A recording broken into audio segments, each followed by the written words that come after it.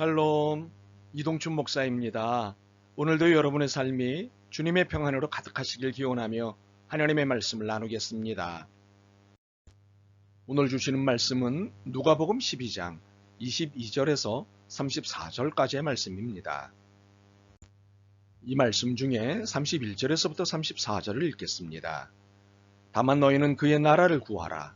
그리하면 이런 것들을 너희에게 더하시리라. 적은 무리여 무서워 말라. 너희 아버지께서 그 나라를 너희에게 주시기를 기뻐하시느니라. 너희 소유를 팔아 구제하여 낡아지지 아니하는 배낭을 만들라. 곧 하늘에 둔바 다함이 없는 보물이니 거기는 도둑도 가까이 하는 일이 없고 좀도 먹는 일이 없느니라. 너희 보물 있는 곳에는 너희 마음도 있으리라. 아멘. 누가복음 12장 22절에서부터 34절의 말씀을 본문으로 그러니 한번 믿어보시게 라는 제목으로 말씀을 나누도록 하겠습니다. 방금 읽은 본문은 앞의 본문과 대비됩니다. 앞의 본문인 12장 13절에서부터 21절은 한 부자를 비유로 들어 하신 말씀입니다. 이 말씀의 핵심 메시지는 부의 근원지와 소유자를 떠져 묻는 것입니다. 오늘 밤에 내 영혼을 도로 찾으리니 그러면 내 준비한 것이 누구의 것이 되겠느냐? 이 말씀의 강조점은 부의 근원지는 하나님이시고 그것의 소유주도 하나님이시다입니다. 그러니 부를 쌓아놓고 자랑하는 것은 참 못난 태도라고 지적하시는 것입니다. 더욱이 재물을 모으는 일에는 악착 같으면서 하나님께는 건성으로 살면 이것은 참으로 못된 태도라고 말씀하시는 것입니다. 12장 21절입니다. 자기를 위하여 재물을 쌓아두고 하나님께 대하여 부요하지 못한 자가 이와 같으리라. 하나님을 믿는다는 것은 하나님께 집중한다는 것을 의미합니다. 거칠게 표현하자면 하나님께 악착같이 매달리고 집착하는 것, 그것을 의미합니다. 일종의 하나님 스토커? 여하튼 하나님께 모든 것을 집중한 채 살아가는 것이 진정한 신앙입니다. 매사에 하나님의 뜻과 하나님이 기뻐하시는 것에 민감하게 반응하는 삶이 신앙입니다. 이러한 차원의 신앙에서 볼 때 오늘 본문은 한번 믿어봐로 표현하기에는 부족함이 있습니다. 이 표현은 강권이 아니라 권유이기 때문입니다. 그러나 본문에서 드러나는 예수님의 메시지의 분위기는 단호하나 애정을 가득 담고 있습니다. 심지어 안타까움으로 애타하시는 예수님의 심정을 볼 수 있습니다. 그렇기에 한번 믿어보시게로 들립니다. 그렇다면 무엇을 믿으라고 하시는 것인가요? 책임지시는 하나님을 믿으라고 하신 것입니다. 책임? 무엇을 책임지신다는 것인가요? 의식주입니다. 먹고 자고 입는 의식주 문제를 책임지시는 것입니다. 의식주의 문제는 인간의 생존에 있어 기본 문제입니다. 그 중요도는 먹고 자고 입는 순이겠죠? 그렇다고 이 중에 중요도와 필요도가 덜한 것은 없습니다. 이 셈 모두 중요하고 절대 필요합니다. 그렇기에 전 세계의 모든 법은 이것을 인간 기본법으로 정하고 있는 것입니다. 하나님은 애초부터 그러하셨고요. 그렇게 예수님은 이 의식주 문제에 대해서는 어떤 경우에도 하나님이 책임지신다고 하신 것입니다. 이를 이해시키시기 위해 까마귀와 백합화를 소환하셨습니다. 까마귀는 24절에 그리고 백합화는 27절에 소환하시고는 이들로 내가 이리 살뜰히 챙기는데 이들보다 훨씬 귀한 너희들은 내가 얼마나 챙기겠느냐고 말씀하셨습니다. 그런데 이들의 소환 과정에서 억울하게 의문의 일패를 당한 사람이 있습니다. 솔로몬입니다. 27절입니다. 백합화를 생각하여 보라. 실도 만들지 않고 짜지도 아니하느니라. 그러나 내가 너희에게 말하노니 솔로몬의 모든 영광으로도 입은 것이 이 꽃 하나만큼 훌륭하지 못하였느니라. 백합화가 입은 옷에 비하면 솔로몬의 그 화려한 옷은 상대도 안 된다는 것입니다. 의문의 일패. 예수님이 이처럼 솔로몬을 한 방에 보낸 백합화를 소환하신 이유는 분명합니다.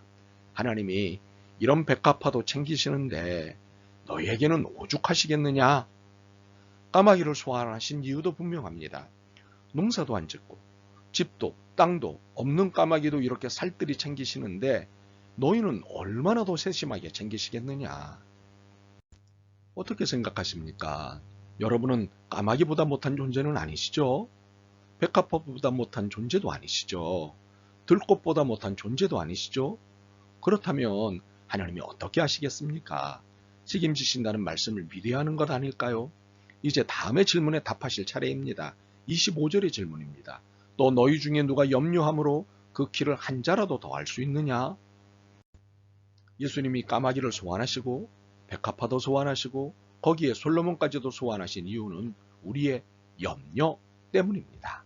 걱정 가득 안고 있는 우리가 너무도 안쓰러워 이들을 소환하신 것입니다. 잘 살고 있는 이들을 소환하셔서는 우리의 근심 걱정에 대해 한마디 하신 것입니다.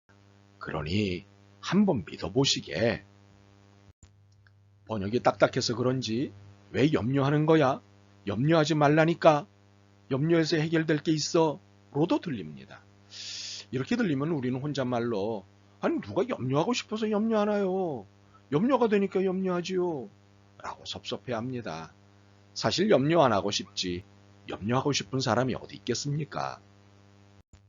바로 이러한 우리의 상태와 한계를 아시기에 예수님의 말씀을 왜 염려하는 거야?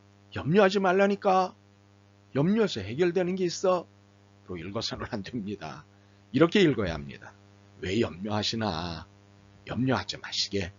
염려해서 해결되는 게 없지 않았나? 그렇습니다. 예수님의 마음은 염려하고 있는 우리에 대한 연민으로 가득하십니다. 그래서 까마귀를 소환하시고 백합화도 소환하시고 거기에 솔로몬까지도 소환하신 것입니다.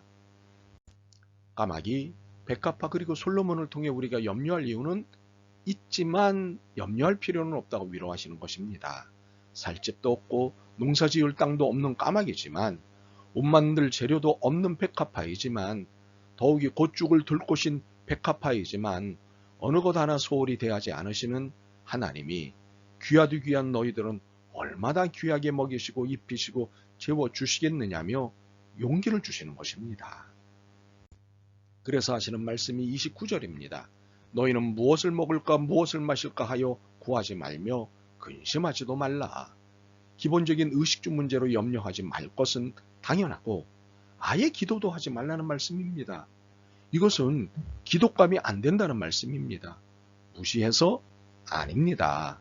하나님의 당연한 책임이시기 때문에 굳이 기도할 필요가 없다는 말씀입니다. 30절을 보면 이해가 될 것입니다. 이 모든 것은 세상 백성들이 구하는 것이라 너희 아버지께서는 이런 것이 너희에게 있어야 할 것을 아시느니라.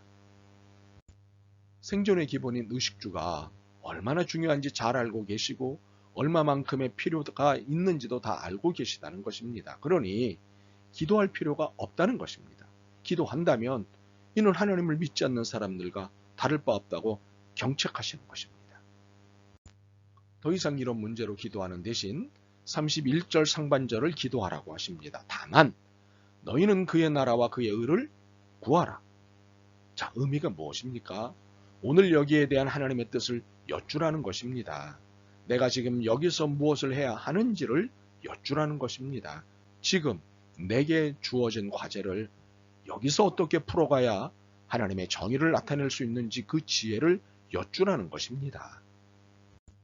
이렇게 기도하고 애쓸 때 주님이 기뻐하신다는 사실입니다. 그리고 멋진 약속을 주셨습니다. 31절 하반절과 32절입니다. 그리하면 이런 것들을 너희에게 더하시리라. 적은 무리여 무서워 말라. 너희 아버지께서 그 나라를 너희에게 주시기를 기뻐하시느니라. 그 나라를 주신다고 약속하셨습니다. 이것은 증여의 개념이면서 동시에 혜택의 개념입니다. 증여, 하나님 나라를 글자 그대로 주시는 것입니다. 혜택, 하나님 나라의 능력과 풍요를 누리게 하시며 그 안에서 보호해 주신다는 것입니다. 놀랍고도 감사한 일이지 않습니까? 믿어지십니까? 자, 이제부터 진짜 여러분의 믿음을 보여줄 시간이 됐습니다. 33절과 34절입니다. 너희 소유를 팔아 구제하여 낡아지지 아니하는 배낭을 만들라. 곧 하늘에 둔 바 다함이 없는 보물이니 거기는 도둑도 가까이 하는 일이 없고 좀도 먹는 일이 없느니라. 너희 보물 있는 곳에는 너희 마음도 있으리라. 사실 이 말씀을 처음 접했을 때 당황했습니다. 그리고 의심도 했습니다. 아니, 염려하지 말라고 온갖 이야기를 다 하시더니 이게 뭐지? 이것은 오히려 우리의 염려를 더하시는 것 아닌가?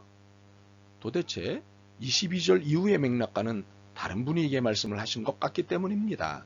그래서 시간을 두고 염려하지 말라와 소유를 팔라는 말씀의 연관성을 생각했습니다. 저는 이 말씀의 연관성에 놀랐습니다. 까마귀, 백합화 그리고 솔로몬 이야기 잘 들었지? 이제부터 염려하지 않아도 되겠지? 그렇지?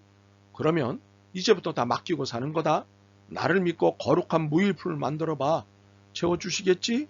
의식주 문제 해결해 주시겠지? 자, 한번 믿어보시게.